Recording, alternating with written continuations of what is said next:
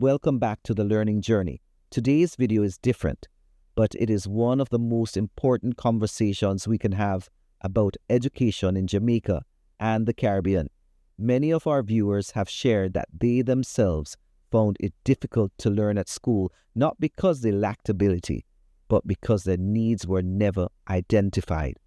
And now, as parents and grandparents, you have a chance to make sure your children and grandchildren do not suffer the same fate. Before we move on, please remember to subscribe. Now, why does this topic matter to you? Because for too long, children with special educational needs or who seem to can't learn have been misunderstood, mislabeled, and left behind, and sometimes called bad. Many of us grew up in classrooms where discipline, often harsh discipline, was seen as the answer. But discipline was never the answer. Support was. This video matters because the children sitting in our classrooms today will shape Jamaica and the Caribbean tomorrow. And unless we learn from the mistakes of the past, we will continue to lose bright, capable young people simply because their needs were not identified early. When I think back to primary school in Jamaica, I remember James and Paula. Both of them sat in a class of 36 students, and like many children, when the teacher asked a question, they often got the answer wrong. But in those days, mistakes didn't lead to extra support. They led to punishment. The belt did the talking. The belt was the remedy for everything in the classroom. Didn't understand the math? The belt. Couldn't read the sentence? The belt. Fidgeted too much? The belt. You played too long at break time, you got the belt. And then there was Paula. She was bright, cheerful, and beautiful. But because she struggled with her schoolwork, classmates gave her a cruel nickname, the pretty dunce. This was not a good title to have, and it stayed with her like a shadow. What no one realized at the time was that Paula, like James, likely had an undiagnosed learning need. Instead of encouragement, she received ridicule. We thought that was discipline and culture. But looking back, I now realize it was a missed opportunity. Years later, after I'd left school, James came to see me at my office. He was now a grown man, but the way he spoke, the way he carried himself, it was as if he was still in primary school. We had a talk and James told me he was studying. Curious, I called a friend and asked about him. The response took me aback. He said James was always like that. It was then I realized James had a special education need that was never addressed in school. What we thought was misbehavior, laziness, or weakness was actually a learning challenge. And because it wasn't recognized early, it followed him into adulthood. And this is where we often fail our children. Too many times, a child with special educational needs is mistaken as having bad behavior. A child with dyslexia may act out in frustration when forced to read aloud. A child with speech or language difficulties may ignore instructions, not out of defiance, but because they don't fully understand. A child with ADHD may fidget, interrupt, or daydream, and be seen as disrespectful. A child with sensory challenges may cry out or shut down in noisy classrooms, which looks like a tantrum. In each case, what teachers and classmates see as behavioral problems are actually symptoms of unmet educational needs. The belt punished the behavior, but never solved the underlying problem. James and Paula's stories are not unique. For every James, for every Paula, there are hundreds of children in Jamaica and the Caribbean who are misunderstood. In the past, our classrooms were designed for compliance, not for understanding. If you didn't fit the mold, you got the belt, or you got labeled. But what children like James and Paula needed was not punishment or ridicule. They needed support. This is why early testing matters. If James or Paula had been tested at 4 or 5 years old, their needs could have been identified. Teachers, doctors, and social workers could have worked together to remove the barriers that held them back. In the UK, this multidisciplinary approach has changed lives, and we in the Caribbean can adapt it to our own culture of community and resilience. Imagine if Paula's teacher had been trained to spot learning difficulties. Imagine if James's parents had been guided, not shamed. Imagine if their challenges had been addressed early. Their stories could have been very different. And this isn't just a good idea, it's a right. The United Nations Convention on the Rights of the Child says every child has the right to education, and primary education must be compulsory and free to all. That includes children like James. That includes Paula. That includes every child in Jamaica and across the Caribbean. Parents, you play the most important role in this journey. Here are some steps you can take. Observe and take notes. Watch for patterns, struggles with reading, speech, or focus. Write down what you notice. Communicate with teachers.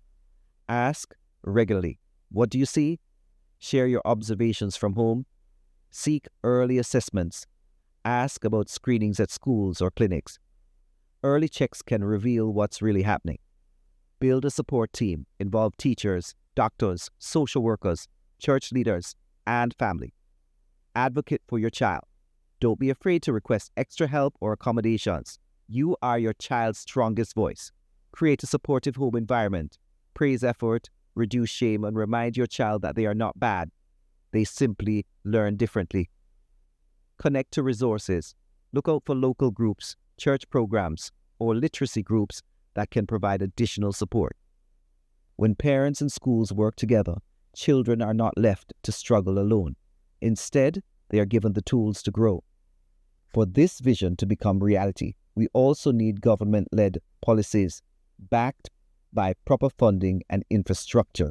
Policies must ensure that early testing is standard in all basic schools. Funding must provide training for teachers, access to specialists, and classroom resources. Infrastructure must include learning centers, diagnostic tools, and community-based services that reach both urban and rural areas. Without policy, support remains inconsistent. Without funding, schools are left helpless. Without infrastructure, families have nowhere to turn. Government must lead, and society must hold leaders accountable. This isn't just theory for me. I hold a master's degree in special needs and inclusion. That training, combined with my lived experience, has shaped how I see children like James and Paula, not as failures, but as young people with potential waiting to be unlocked. Part of my own learning journey has been to understand that education is not only about passing exams, it's about removing barriers so every child has a chance to thrive. So I leave you with this.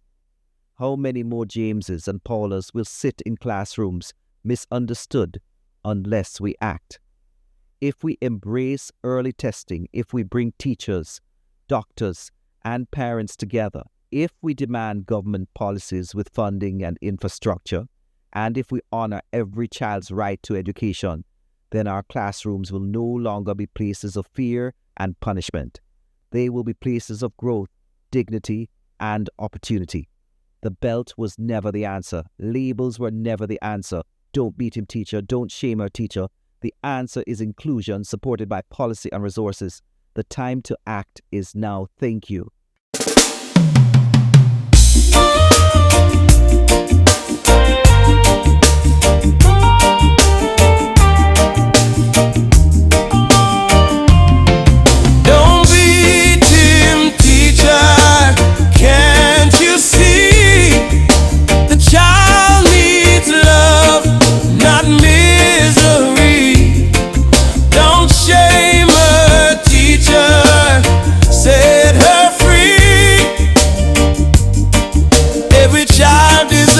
A chance to be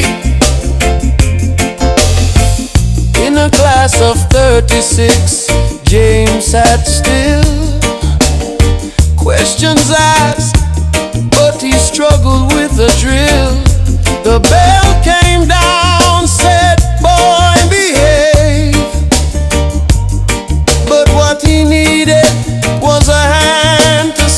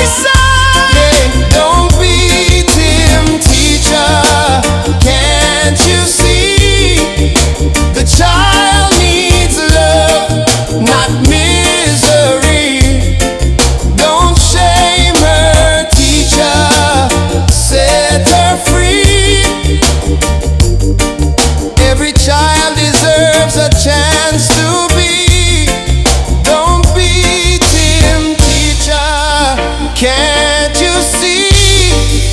The child needs love, not misery.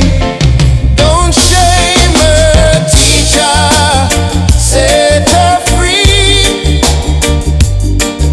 Every child deserves a chance to be. The belt was never the answer. Inclusion makes the future brighter. Don't beat him, teacher, let's agree. Education